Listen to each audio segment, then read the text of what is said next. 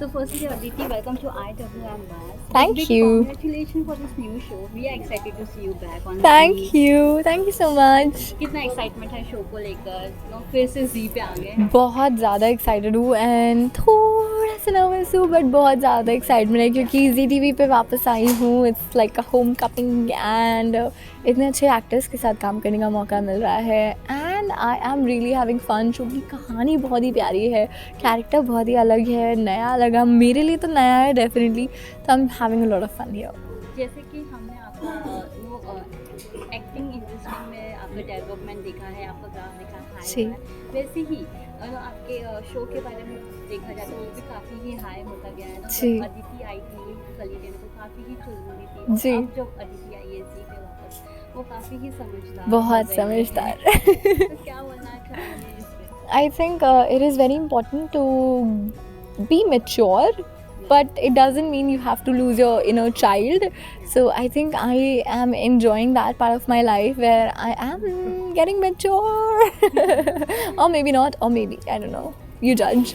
But I am having a lot of fun क्योंकि inner child को तो मैं कभी मरने दूंगी नहीं और शूट करते हुए बड़ा मज़ा आ रहा है. तो I am having that inner child life वाली फुल फीलिंग वापस. Aditi, अगर बात करें तो शो के कंसेप्ट की, when you learned about this, ji. when makers told about the concept, how you reacted? What was your first thought कि Aditi has a दुआ? सो प्रतीक जी को मेरे अंदर दुआ ही नज़र आई. उन्होंने कहा कि तुम मेरी दुआ हो. Okay, I am happy. But हाँ, सीरियसली बिकॉज दुआ बहुत ही शांत स्वभाव, you know, she is very patient, she is very kind, loving, perfect wife है.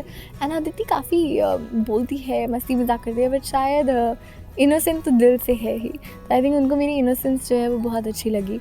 एंड दुआ बहुत इनोसेंट है, बहुत प्यारी है, बहुत डिसेंट है. तो ये किरदार बहुत ही अच्छा है. तो इसको मैं मना कैसे करती यार, कितना अलग है. और ये कहानी बहुत ही अलग है और जो कहानी का कॉन्सेप्ट है, जिस तरीके से दर्शाया जाएगा, आप लोगों को देखना होगा, बहुत ही खूबसूरत तरीके से दर्शाएंगे. और जो लिखी है, जो डायलॉग राइटर्स हैं हमारे ज़हीर भाई, रंजीत सर डायरेक्टर हैं, आई थिंक क्रिएटर्स जो हैं हमारे. So the story is gonna be fantastic and authentic and I am sure you love it. Aditi, innocence play करना भी इजी नहीं होता है, जी. स्पेशली फॉर यू जो हमेशा मस्ती करती हुई रहती तो है. मस्ती तो इनोसेंस ही होती है ना. इनोसेंस मतलब ये थोड़ी होता कि मुँह करके बैठे रहो. यही तो इंसान की इनोसेंस है. चैलेंजिंग. इनोसेंस तो आई थिंक मेरे अंदर नेचुरली है, टचवुड, क्योंकि मतलब मैं हूँ इनोसेंट यार. मैं क्या करूँ, मस्ती करना, नॉटीनेस इज़ डिफरेंट. अब children are very naughty, they mysterious, but that does not mean they've lost their innocence. And I am touchwood blessed कि मेरी इनोसेंस तो नहीं गई है. And that is pretty visible I guess. Okay, what personal touch you have gave to your character and a special touch you have want to share with your friends जो आपने special touch दिया हो इस character के लिए? Special touch to it of me, मतलब मैंने यार ऑनेस्टली दुआ के किरदार को थोड़ा अलग सोचा था.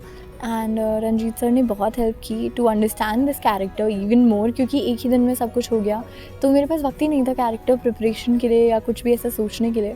बट जो मेरे creators, directors and everyone has been helping me, जिनकी वजह से आई एम श्योर कि ये किरदार बहुत खूबसूरत तरीके से निकल के आया और अब मैं इसमें ढल चुकी हूँ. तो I am sure you will have fun watching me. How is your bond with Karan and Richa? Because जैसे कि करण ने बोला कि आप दोनों उसकी टांग खिंचाई करते हैं. मैं ना, हाँ, झूठ बोल रहा है.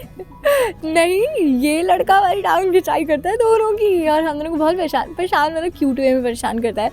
तो I think it is fun. बहुत मज़ा आ रहा है यार शूट करने में. तो हम लोग बहुत एक दूसरे से प्रैंक करते रहते हैं. हाँ, मैंने टांग खिंचाई नहीं की थी, मैंने इनका फ़ोन बस एज अ प्रैंक छुपा लिया था. तो we keep doing that I think. तो that is how you gel. हाँ, that is how you bond ना. अभी 3 साल का रिलेशनशिप दिखाना है कि 3 साल से दोनों शादीशुदा हैं, 3-4 साल whatever. तो आप वो जर्नी दिखाने के लिए आपको पहले रियल लाइफ में भी तो फ्रेंड्स और कनेक्ट होना चाहिए. तो I think we have connected well. Richa और मैं तो बहुत ही टचवुड अच्छे दोस्त बन गए हैं. एंड वी आर लाइक कुंभ के मेले में बिछड़ी बहनें. So we are having fun too, and with everyone else too.